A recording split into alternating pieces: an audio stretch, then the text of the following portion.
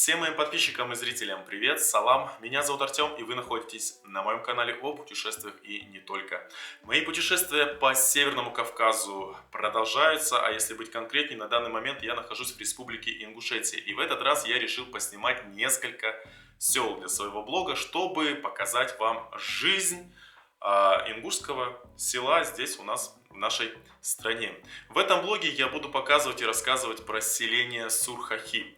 Мне удалось посетить там две мечети, увидеть улицы этого села. Также я попал на рынок, где купили абхазских мандаринов. Одним словом, получилась приятная и такая насыщенная прогулка по этому замечательному селу. Но если и вам интересно прогуляться вместе со мной по селу, то прямо сейчас подписывайтесь на мой канал, бейте в колокол, чтобы не пропускать мои следующие влоги, а также прямые эфиры, ставьте лайки, пишите ваши комментарии. Ну и конечно же, если вы хотите поддержать мой канал, то вся информация внизу в описании под этим видео, либо нажимайте кнопку спонсировать, выбирайте уровень, который вам больше всего интересен, тем самым вы поддержите мой канал и в развитии, а также на поездку в Казахстан, которая вот совсем скоро уже случится. Ну а сейчас никуда не уходите, оставайтесь со мной, будет интересно. Поехали! Первая достопримечательность, которая встретилась на моем пути, это мечеть шейха Баталхаджи, сердце ислама. Кто такие баталхаджинцы? Если вдруг вы никогда не слышали такого слова и не знаете, что это за люди, я просто вам вкратце сейчас поясню.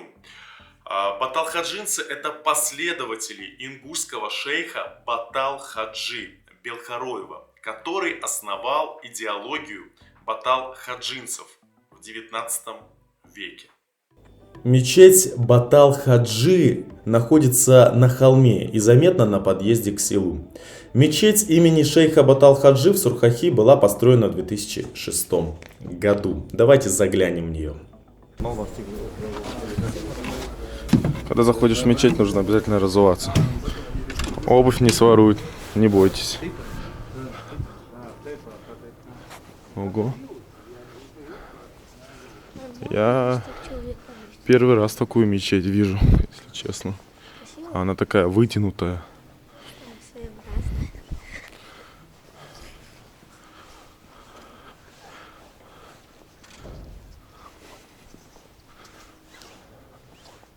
Ну да, она такая прямоугольная. Люблю в мечетях, знаете что, ковры. Они такие мягкие, хорошие. Вот, удобно ходить. А эти ворота ведут меня к зирату. Зират у мусульман – это посещение святых мест, а также самообозначение этих мест в так называемом народном исламе. Иногда святыми местами называются могилы предков, которые посещаются по особым праздничным дням. На арабском эти дни называются Ид аль-Адха. Здесь находится захоронение потомка Баталхаджи. После высылки и возвращения он первый человек, который посетил Мекку из Ингушетии. Похоже, сзади, его, слева направо, первый его сын Куреш, потом его сын Иса, потом Махди, его сын тоже. И справа в конце его жена, вторая жена, Хади его зовут. А первая жена вон там похоронена. Она... Ну да, здесь красиво сделали.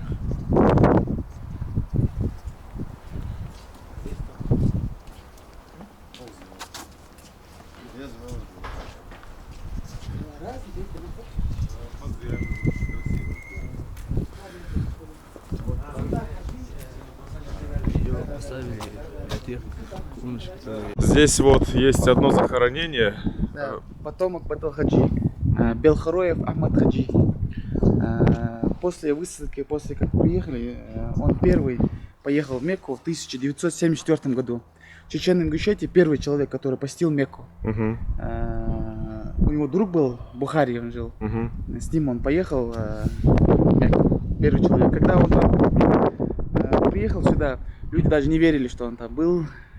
Это было как бы удивительно это, в то время. Вообще люди не ходили туда, в Мекку. А я смотрел фильм «Приказано забыть», Да. и там были ваши уже, ну, дедушки, мужчины в возрасте, а у них какая-то повязка была на голове, обозначающая, что этот человек был в Мекке. Белое или что-то было на нем надето, я вот сейчас вспомнил. И я еще спросил, говорю, что это у него на голове, он говорит, это обозначение, что человек был в Мекке. Ну, это в старинных было. В старинное время у нас такого. Ну, как только человек был в Мекке, его называли хадж. Допустим, человек Ахмад это хадж. А, вон Потому что он был в Мекке. Все, За понял. это хадж. Называли человека за это так вот. Вон как, все, теперь понятно. А у этих ворот находится ящик для пожертвования детям-сиротам. Нет, вы не подумайте, что в Ингушетии есть детские дома, их там нет. Это дети, которые остались без родителей по тем или иным обстоятельствам. Детских домов здесь нет, потому что если вдруг что-то, не дай бог, происходит с родителями, я так понимаю, этих детей забирают родственники. Да, совершенно. Там ближайшие, близкие. Если у русских у нас родство идет двоюродный, ну максимум троюродный брат, я уже, например, не знаю, кто мой четверюродный, пятиюродный, потому что нам это не интересно, то у ингушей чуть ли не до 10-го поколения. Да. Все родственники, все друг друга знают.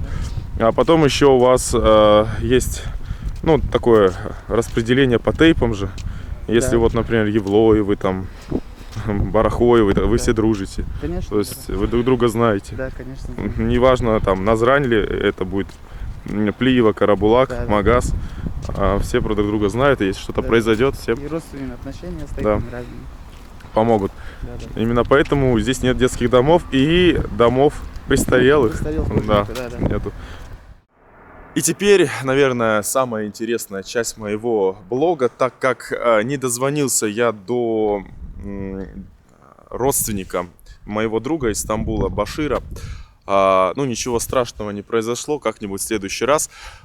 Я хочу вам показать, как живут здесь, в Сурхахах, в каких домах люди. Итак, я нахожусь на улице, не знаю название этой улицы. Вот, не написано нигде. Здесь, на этой улице, есть простые дома, вот такие. Даже рябина во дворе есть. Ну, как прямо, знаете, в обычном простом селе. Вот белый домик.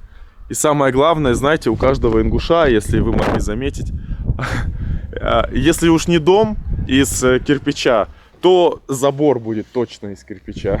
А здесь, вот видите, дом не из кирпича, белый стоит. Мне кажется, он вообще пустой, там никто не живет. Ну, судя по счетчику, все-таки... он туда дальше проходит, труба.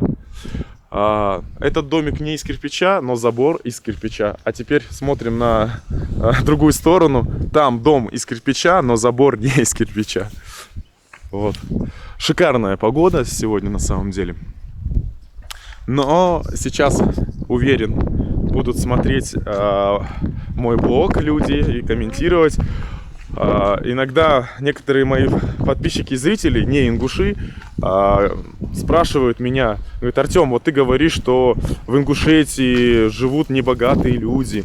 Нет, в Ингушетии, конечно же, есть и бедные, и среднего класса, и богатые люди, и супербогатые люди, которые, правда, не проживают, только родственники, например, Гуцериевых, да, семья. Все знают Микаила Гуцериева, человек бизнеса и творчества. И вот есть такие дома. Видите, как все меняется? С такого простенького домика. Средний домик, вот. Как у моих родителей. Дальше будет статусный. И дальше улица, кстати, Комсомольская. Да? Да. Вот мы нашли название. И богатые дома. В таком стиле ингушском. Наверху мусульманские символы. Русских, да, исламские поправляет. Умничает здесь. Русских здесь нет. Здесь русские не проживают. Я спросил. Вот можно у парня спросить. Салам. Слушай, здесь русские живут у вас где-нибудь? Там. Не знаешь? Вот, ну, русских, мне кажется, здесь нет. Для тех, кто меня может сейчас спросить, да, я сразу отвечу. У ингушей нет привычки, у большинства, закрывать двор. Видите? Ворота открыты. И здесь не свадьба, здесь не похороны, потому что так принято. Ингуши никогда ни от кого ничего не прячут. Вот в Советском Союзе было так же. А вот сейчас даже в моем селе, в котором я вырос, пригородного района города Барнаула, раньше так же было, никто ни от кого ничего не прятал, а теперь стали строить вот такие вот заборы, чуть ли не по 2, не по 3 метра. О, вот петух и курица. Передайте привет тардышам. Это тардыш и тардышка, да. Они вечно кудахчат. И сейчас тоже начнут здесь кукарекать и кудахтать. Кто-то здесь занимается, естественно, сельским хозяйством.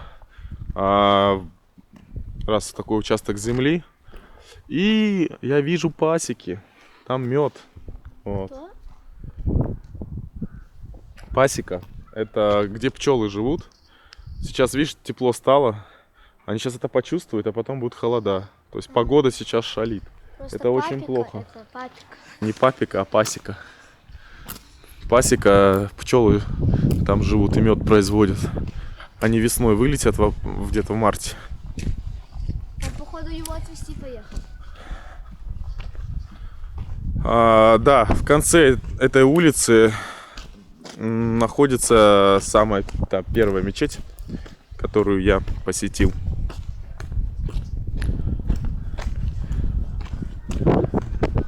Я же говорю, что в принципе, повторюсь, что жизнь простого и непростого ингуша, ну, я имею в виду в плане заработка и финансов, она ничем не отличается от жизни простого русского. Но дома все-таки нужно отдать должное. Ингуши умеют строить красиво. Именно вот по их так называемой местной архитектуре я понимаю, что могу отличить ингушский дом от неингушского Вот дома. я никогда не видел вот такие и вот такие ворота в Краснодаре. Ни разу не видел. А у вас какие ворота? Вот такие. Такие? Ни Ну, разу не видел. И вот такие тоже. ну, большие ворота я зато видел. На поле чудес в Краснодаре сходи и увидишь. Вот такие? Да, там еще и лучше есть. Таких там прям... Поле чудес в Краснодаре, ну, это типа такая местная Рублевка. Я там рядышком живу в квартирах. Как-нибудь вам тоже сниму и покажу. И, может быть, проведу такую параллель. Вон сколько птиц летает. Кстати, птицы летают почему-то над мечетью. Я вот заметил, мы вперед ехали. И вот сейчас они... Строится здесь дом. Но я вижу здесь много богатых людей. Смотри, какой красивый Как-то кожаный дом. странно, да? Смотри, какой кожаный дом. Да, сейчас подожди, мне же нужно пояснить. Вы знаете, я чисто случайно попал на эту улицу, как и в Плиево. Также меня просто привезли, высадили и сказали: иди, смотри. Я говорю, не нужно меня в центр везти, просто меня на какую-нибудь улицу привезите, чтобы я мог показать простую жизнь и, может быть, там непростую. Как люди живут, да, в Ингушетии. Ну вот привезли, вот смотрю. Красиво, да. Вот этот домик мне нравится, и я... Вот похоже не И я, да, ну, маме, например, был большой. А вот маме бы этот дом понравился, который сейчас строится, вот этот. Не вот этот весь комплекс, а вот этот кусочек, который в левом углу. Вот.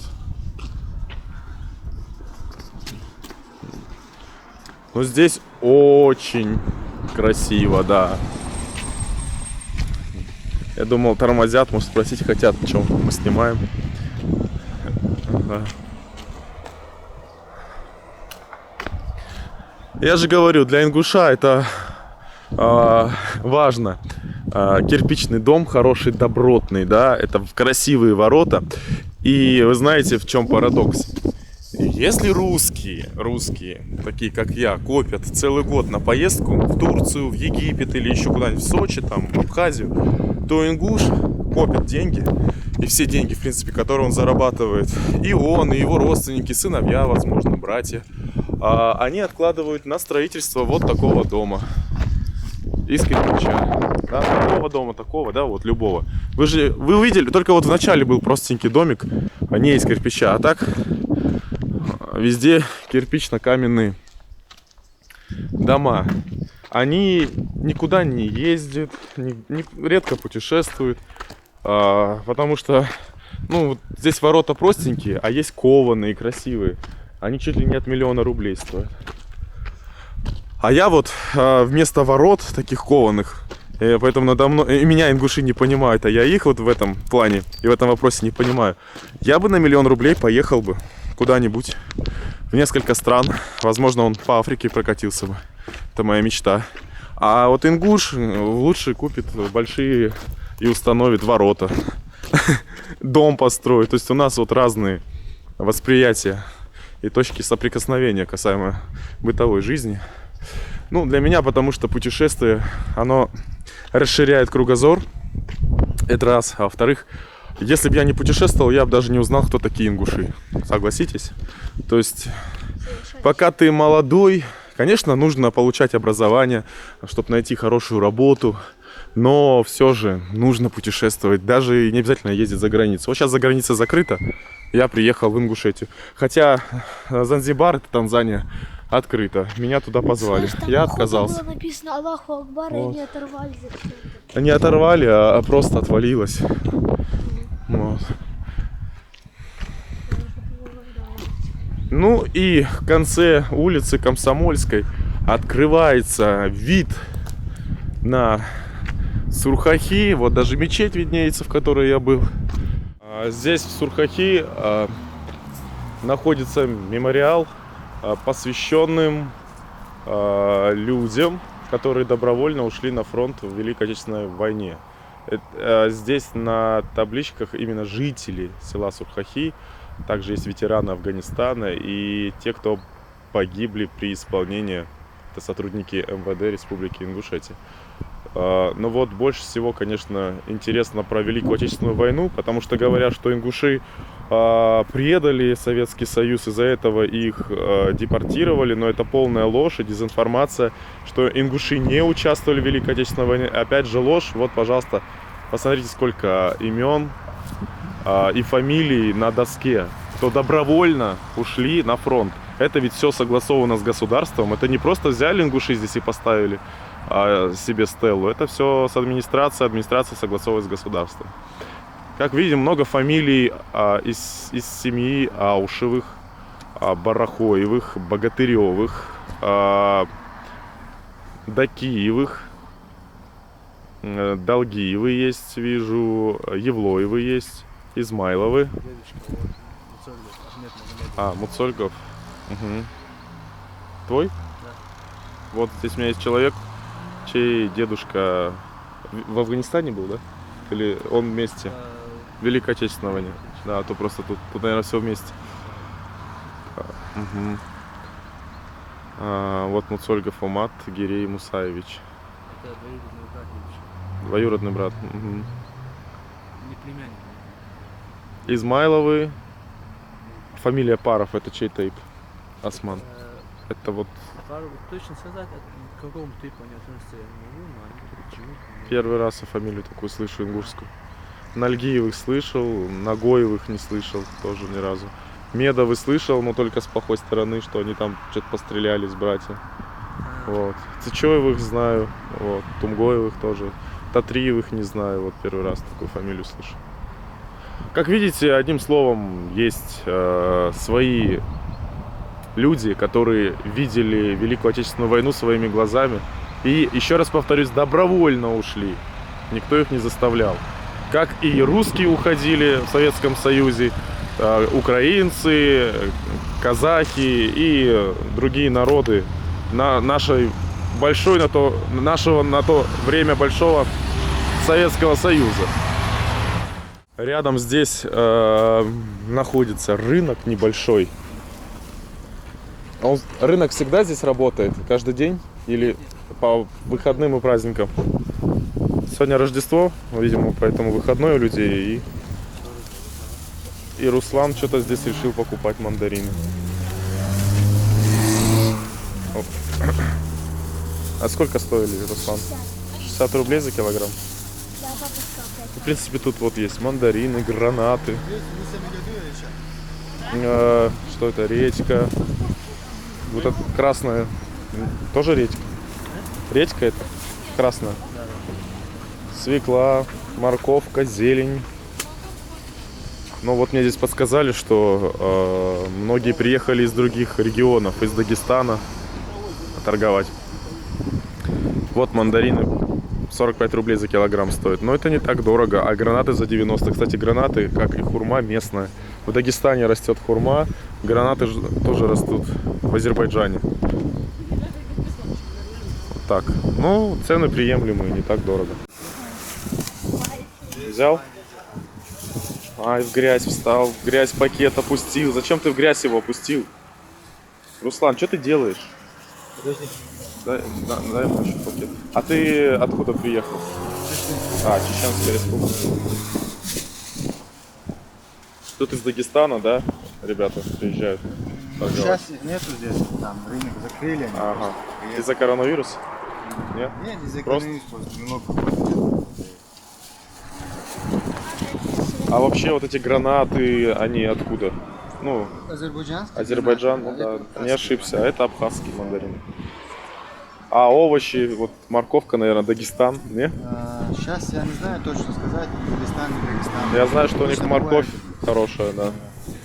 А ваша продукция, овощи из Чечни везете какие-то? Чечни нет, яблоки там, Мгм. фурами возим. Понял, спасибо. Хотел показать вам кадетский корпус в Сурхахи, но, к сожалению, до 11 числа здесь каникулы, и меня не пропустили на территорию, не запустили, оправдавшись тем, что там нет кадетов, и типа лес, что там снимать. Ну, хотя бы могли бы мне провести небольшую экскурсию, показать мне корпуса кадетов, как живут, да. А 13 числа меня, конечно же, пригласили, но 13 числа у меня уже другие дела. Но в любом случае, это тоже одна из так называемых достопримечательностей. Это очень хорошо, что здесь есть вот свой кадетский корпус, где ребят учат военному искусству, которые отстаивают честь Республики Ингушетия и нашей страны России.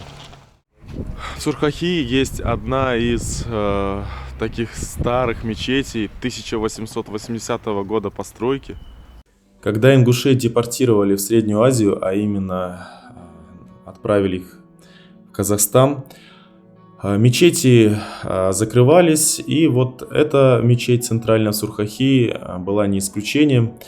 Там запрещали молиться и открывали клубы неразвлекательного характера, бойцовские клубы. В таких клубах проходили кулачные бои, а также эта мечеть была еще и зернохранилищем. Да и в целом в те времена велась грязная национальная политика Сталиным и запрещалась абсолютно любая религия, любые мечети, любые церкви, соборы, храмы и часовни. Вот такая была несправедливость.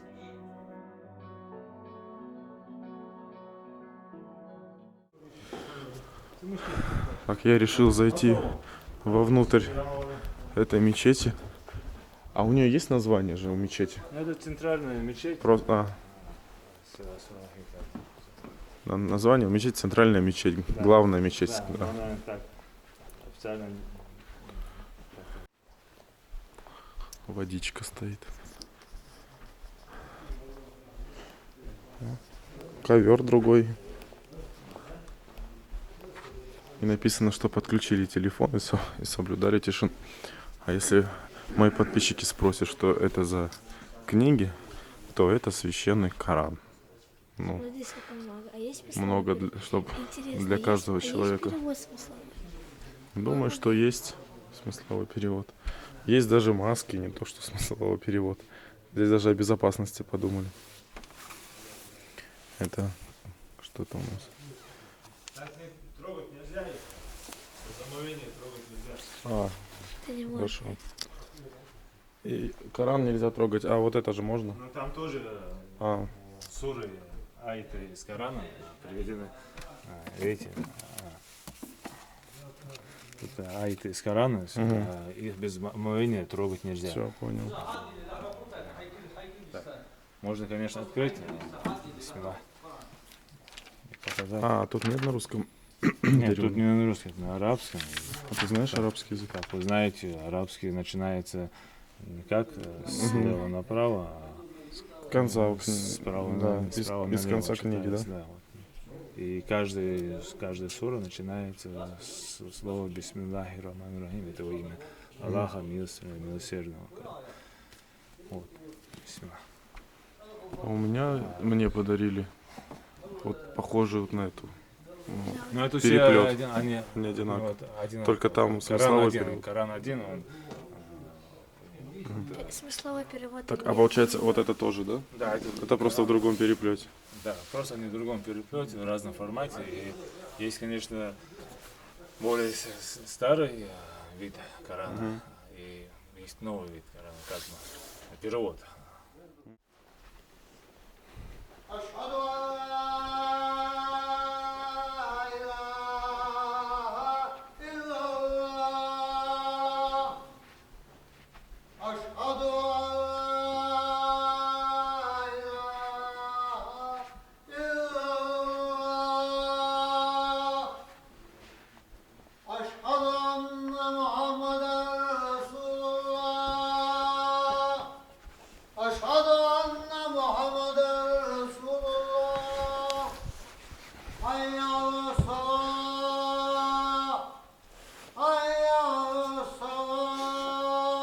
Ты можешь?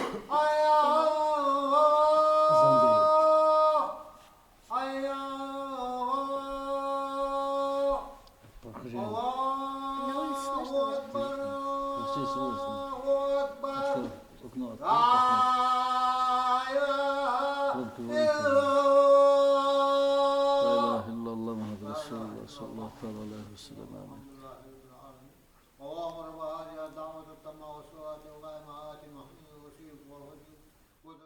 Иди показывай.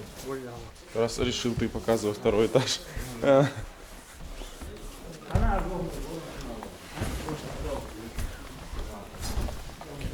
где у вас девушки и женщины молятся? Здесь? А, их здесь вообще не бывает? А, они сюда не могут прийти. Ингушей принято. Обычно Просто... бывает. Больше тут подростков, там большие. А, здесь молодежь, а внизу взрослые.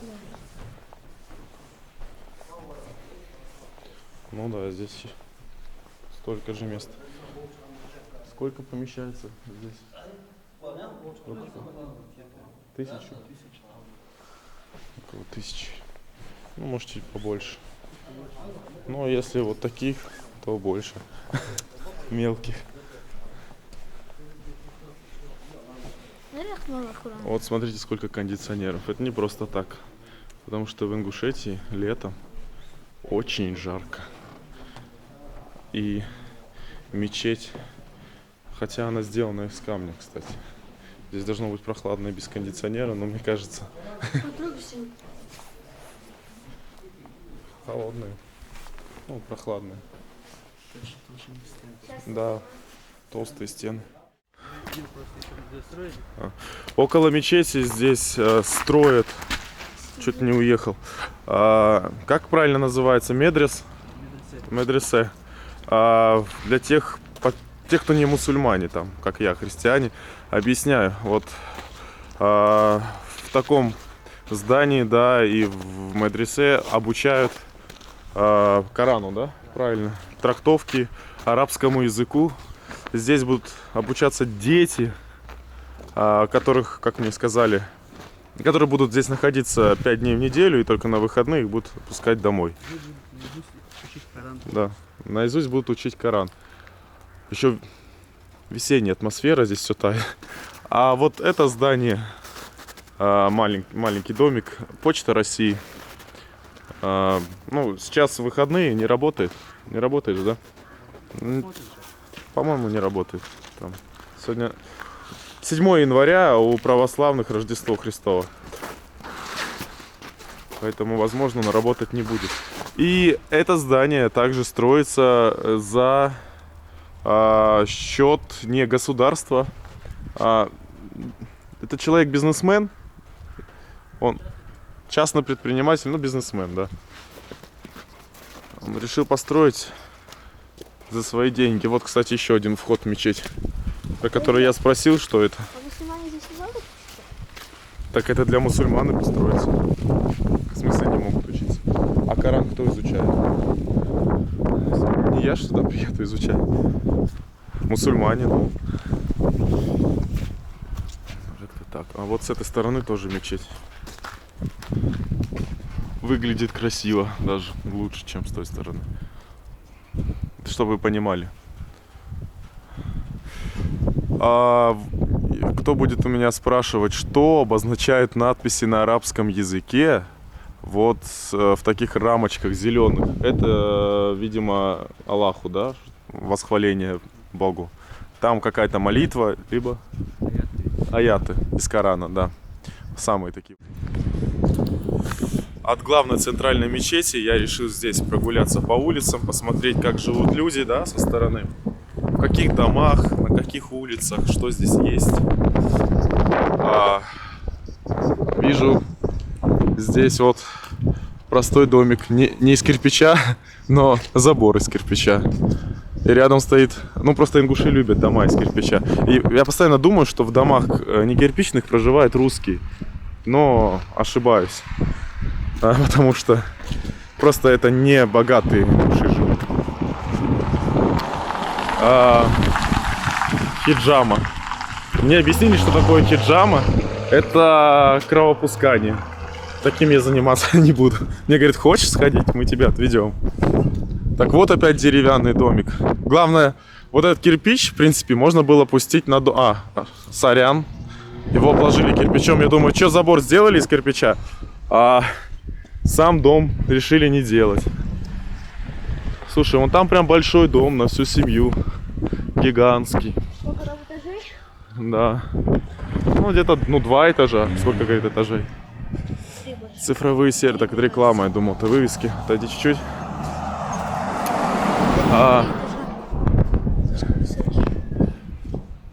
Да, вот тоже домик небольшой. Такого дачного типа. А вот там вот розового цвета с зеленым вперемешку. Что ты ешь? Мандарин грязный, посмотри. Угу. Улица Аушева, кстати. Иду по улице Аушева. Это школа. Вот начал говорить, из-за мандарина меня перебили. А это у нас школа номер 1, да? Там, сейчас мы к ней подойдем. Да. Вот здесь, видимо, совсем простые люди живут. По-моему, мало. Из блока даже забор. ГБОУ СОЖ номер 1. Да. Там написано Марша. Как? Да. Короче, добро пожаловать. Добро пожаловать на ингушском. Сейчас скажут, до сих пор язык выучить не можешь.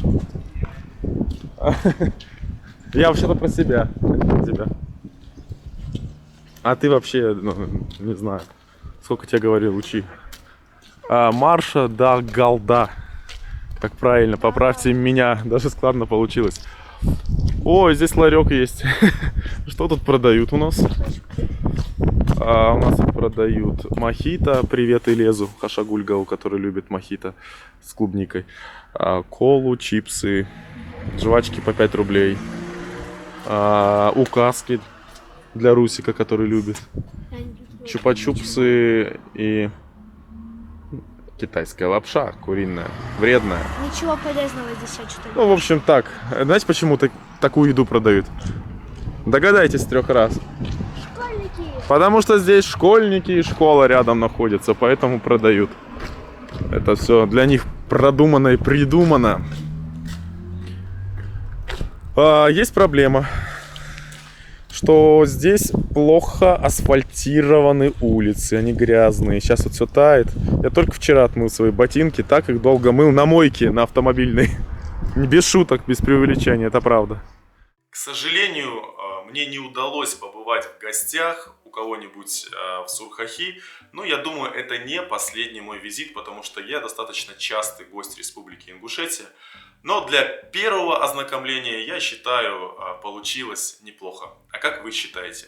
Но если вдруг вы проживаете в Сурхахи и в следующий раз хотите меня пригласить в гости или что-то показать и рассказать, то обязательно напишите мне здесь вот внизу в комментариях, поставь лайк этому видео и подписывайтесь на мой канал. Ну и самое главное, не ищите 1000 причин не путешествовать, ищите миллион причин, чтобы поехать и полететь. А с вами я не прощаюсь, я говорю до встречи.